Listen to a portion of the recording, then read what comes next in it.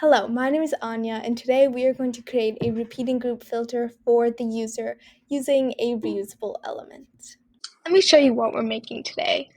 We have this filter thing that when you click on it, opens a sort of drop down, and we can choose July 18, which is when How to Bake a Cake is run. Click submit, and that's the only one that shows up. We can also filter it by things by price. If we only want to show how to bake a cake for $20 and how to write a short story for $10, we can choose something in between 5 and 25, for example. This can also be an additive thing. We can choose that, and we can also choose to only view cooking, which really only gives us one result. Here, we can filter by the category it belongs to, but it's an additive thing. So I'm interested in drawing and painting and cooking, so I want to see the classes that correspond to any of them, not all of them. So let's set this up. But first, I actually want to show you our database. Here, I have a thing of type class, and it's got a date as a date field, a name as a text field, a price as a number field, and a tag as a tag, which is an option set that I created. An option set is just a predetermined list of values that can only be altered directly from the bubble editor. So I went ahead and added 4 of those in. Also, as I'm sure you saw, I had added some classes directly into the database that we can test with. Now here is the repeating group that's of type class, and it's displaying all of the content about all of the classes. And just to make sure that it's really showing all of them, I'm not going to give it a fixed number of rows. And here we have this filter, which is actually a reusable element. Now I'm going to go ahead and set that up now. I'm going to call this filters reusable 2 because that was the initial one, and I'm going to start from scratch because I want to walk you through the process. The first thing we're going to do to give it that sort of appeal where you click on it and then it shows is we are going to make the background color none, so it is completely transparent. I'm also going to go ahead and add in a group here. I'm going to call it group open filters because it's going to house the icon that you click on to, you guessed it, open the filter. I'm also going to extend the length of this whole reusable element from 200 to 500 so it can really hold the big group that is going to show up. Now to give it that drop-down style, I'm going to add in a group over here, which is, unlike the reusable element, actually going to have a background style, which is a flat color. This can be anything, but I am making it white. I'm going to label this group filter so that we stay organized. Now I'm going to go ahead and add all of these filter inputs in, starting with the date filter, which is going to be an input and a date/time picker. Now this does come with the date and time picker, but obviously I'm just choosing the date one. Also going to add that little maximum and minimum price range thing, which, let's extend that box, which is going to be 2 input fields. And both of them are actually going to be of content integer. I'm going to copy that over. I'm not trying to make this the prettiest. I'm just trying to illustrate the concept, and then design can come later. I'm adding a little 2, like it's a range, this number to this number. And then I'm going to go ahead and add in this tags selection, which is a little bit more complicated of a setup, but nothing too bad. We're actually going to use a repeating group. Now you could do this manually and write in all of the tags, but it's quite inefficient and it doesn't leave room for dynamicness if you want to change the tags later. So I'm going to give it a much smaller Actually, let's do 30. Seems about right. And I'm going to give it a type of content tag and data source all tag. Here, just add in a text box, which is going to show the current sales tags display, which is a fancy word for the name of an option set. And then for the little checkbox on the side, I'm actually going to use an icon and not the bubble checkbox input, because you can't really spark a workflow from that. I'm going to make this icon a little bigger, and I'm going to choose a square.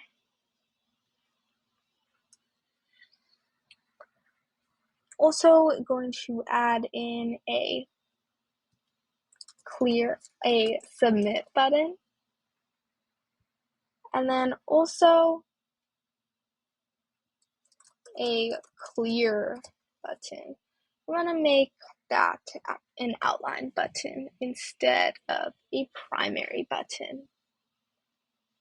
Now, in order to store the value of this input, we are going to use custom states. And we're going to have one for each different input. So to start, we have a date filter, and that is going to be of type date. We are also going to have a minimum,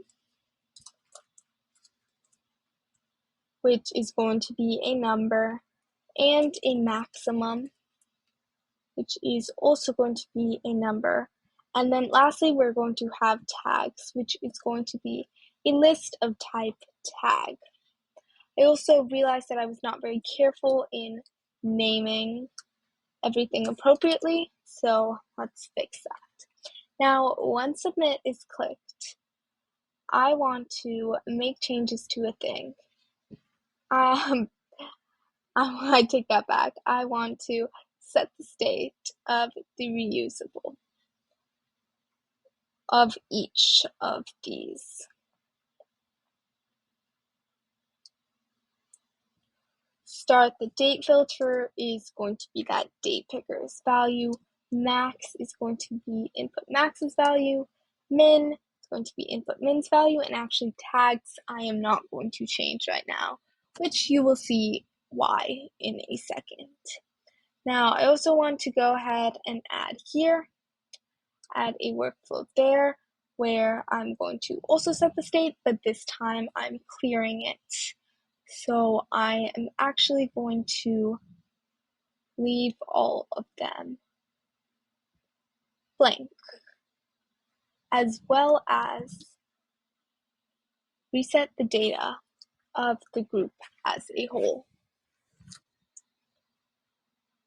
And honestly, reset the data of the whole reusable element as well. Now, first thing, let's deal with these tags. So we want to add a workflow and add two, actually. One is going to be when it's already clicked, and the other is going to be when it's not. Let's just start with when it's not, and we can add the only when condition in a bit. So we are going to set the state of that reusable, and we are going to take tags. Now we just want to add our current tag. We don't want to replace anything. So we are going to choose that same reusable elements tags plus item current sales tag. Now this is what we're adding, so it isn't currently there. So then our only when condition is going to be only when this filter's tags doesn't contain our current sales tag. I'm actually going to copy it now because we have given it a little more information, and we can just change this to contains and change this from plus to minus because we want to remove that item now. Now we also want to make this whole thing show up dynamically. So to do that, we need to make sure that it is not visible on page load. Actually, first I'm going to add a visible custom state onto this group filters. And that's just going to be a yes or no. Yes, it's visible, or no, it's not. and we will set that in a second. So now I can make it not visible on page load. And I want to say that when this group's visible, we want to make this element visible. This is equivalent to saying when this group's visible is yes, but that is unnecessary to add. I also want to add in here onto our button submit workflow that we want to set the state of this group filter is visible to be no. When we submit it, we just want to hide that dropdown. And then we didn't really mess with this before, but I'm going to add a workflow here, which is going to set the state of that group to be yes. And that's just going to show it. Now that we've got this set up, let's go ahead and add it onto our filters page. I'm going to replace this with our filters reusable too, which is what we just made. Now if we preview this, I currently have some filters on here. Okay, I went ahead and removed those filters. We'll get to it in a sec. But right now there's no connection between the two. We just want to check if this is working as is. So right now I'm trying to type in something other than a number. It is not working. And when we click this, we see that that is also not working. So we have to go back and check. There's always a certain amount of debugging. You can't expect that it's going to work in the first place. On here, on this repeating group tag, we need to add a condition here that's going to change the appearance of this tag. So we're going to say when that tag contains current sales tag, then not this item is visible, but this icon is going to become this check.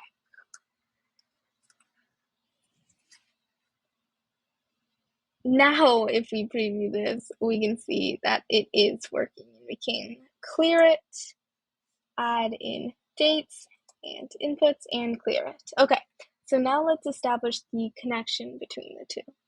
To do this, we are going to go here and we are going to alter our search for classes. First of all, it's very important that you click this checkbox, ignore empty constraints, or nothing will show up. Actually, we're not going to do date. We have to do that a different way, and we're not going to do name either because that's a search box. So first we're going to check that the price is less than the filters reusables max. And then we also need to check that the price is greater than its minimum. Depending on the functionality you want, you can do greater than or equal to, or less than or equal to, but I'm just doing less than or greater than. And I'm also going to say that tag is in the list of tags on this reusable element. Now, for the date filter, it's a little bit more complicated because for some reason the date filter defaults a time with it, which obviously we don't have with the class. It doesn't work unless we use advanced filters, and we check that this class's date formatted like this is the filter's reusable date formatted the same way. And then since our ignore empty constraints doesn't necessarily work in this scenario, we need to add an or condition, and we are going to check if the date filter is empty. Now we can preview this and we should see that everything should work as expected. Let's just double check. Perfect. Let's add in between 2 and 29. Yep, that is exactly what we want. And then we can add in filters here. And again, everything is working just as we want. So good job, guys. I hope this was helpful.